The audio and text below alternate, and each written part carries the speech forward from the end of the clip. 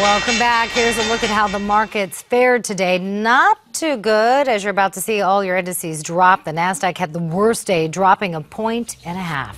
Volkswagen is in the center of a huge international emissions manipulation scandal. The automaker giant came clean after U.S. regulators found discrepancies in 11 million vehicles worldwide. Volkswagen shares dropped 18% on Monday and another 17% today. That is about a third of the value of the group. Hillary Clinton is proposing a new plan that caps a patient's cost for prescription drugs at $250 a month. The Democratic candidate is pushing the new plan to fight what she calls excessive profiteering by big pharma companies. Critics say it will encourage the use of pricier brand name drugs. After the Fed decided not to raise rates on Thursday, former Vanguard Group founder Jack Bogle says the Fed got it right. I think the Fed is doing just the right thing under the old Hippocratic oath, Tyler. First, do no harm. Fed says, though, it expects to raise rates before the end of the year. Doctors diagnose Goldman Sachs CEO Lloyd Blankfein with lymphoma, but they say it's highly curable. Blankfein will undergo chemo over the next few months. While he's away, other senior bank officials will fulfill his duties. Looking to boost its membership, Amazon Prime is now offering its yearly membership for $67 instead of the usual $99. The price reflects the recent 67th Emmy Awards, in which Amazon won for its original series, Transparent. The one-day offer takes place this Friday. And now for more perspective on the latest financial news, we welcome in Tom Hutchinson. Tom is the senior financial editor of the High Income Factor newsletter. Tom, it's great to see you again. Well, it's great to be here, John. All right, Volkswagen says 11 million cars are equipped with software used to cheat on emissions tests here in the U.S. Now we're hearing that's spreading to Asia as well. The company has set aside over $7 billion to fix the cars. But what other penalties and costs could Volkswagen ensue, and what does it mean for the company's stock? Well, it's not good. It's lost about a third of its value in the last 2 days. That's what the market thinks of it.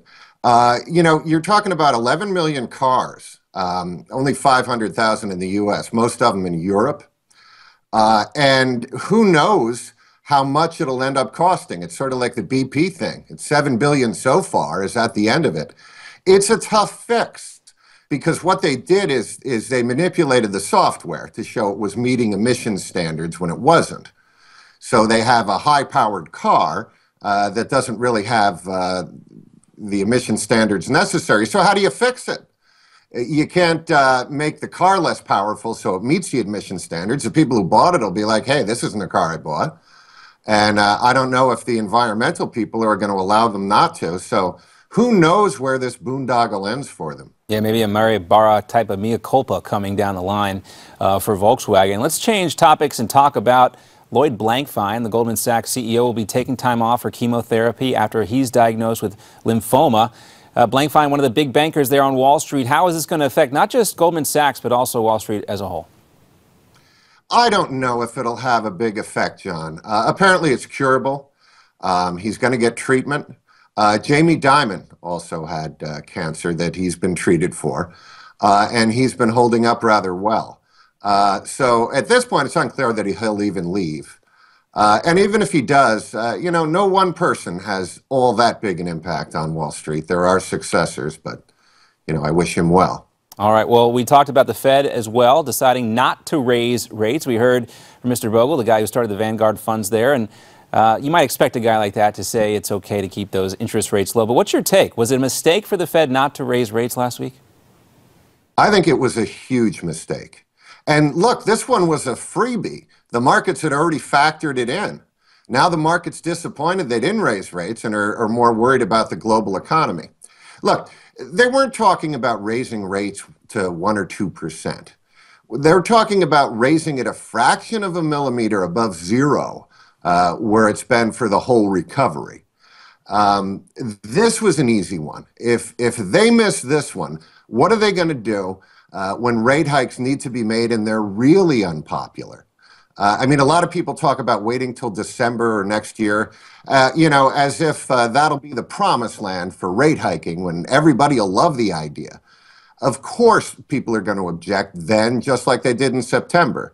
They're only going to be able to raise rates over a chorus of naysayers. And Yeah. until they get used to that fact, forget it. They'll never raise them. The expression is they don't want to take the punch bowl away, and that certainly seems to be the case. It's always great to see you. We'll have you back again soon. You too, Tom. All right, Tom Hutchinson, Great, our senior thank you. financial editor of the High Income Factor newsletter. We got much more coming here on Newsmax TV. Make sure you stay tuned. After our program, former New York City Police Commissioner Ray Kelly joins Prime to talk about security issues surrounding the Pope's visit to the United States. Also, Pat Buchanan joins the Daily Wrap to talk about the Pope's historic visit to the United States. And Pat Buchanan saying some things about the Pope, what he might be missing while he comes to the United States. Before we go, though, we also have that special offer for you right now and get a free copy of Carly Fiorina's book, Rising to the Challenge. This is a must-read for all conservatives. Find out why she's rising in the polls. Just go to newsmax.com/Carly to get your free copy. We're coming back right after this.